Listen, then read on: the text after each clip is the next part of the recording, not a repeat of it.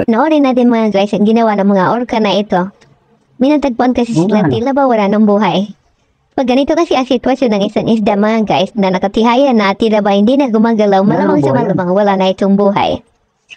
At dagdi naman nilapitan ng mga dambuhalang orca at tila ba parang ginagamot siya. So, kabaligtaran nito mga guys doon sa una kong na-vlog tungkol sa mga dambuhalang orca na tila ba mapanakit sila. So, dito mga guys, hindi nila sinaktan. Ang galing. So, panoorin natin mga guys kung ano mangyayari dito sa isang isda na tila ba wala ng buhay. Yan, umalis ang dambuhalang orca. Ayan, bumalik. At parang niyakap niya. Ayan mga guys, hindi na nakatihaya. Ang dati na natihaya, ngayon kung mapapansin niyo mga guys, gumagalaw na siya. At dahan-dahan na siyang lumalangoy. So mga guys, legit, ginamot niya siya ng dalawang orca. So nakakabilib.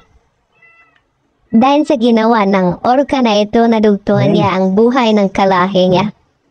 Grabe, ang galing, nakakabilib talaga.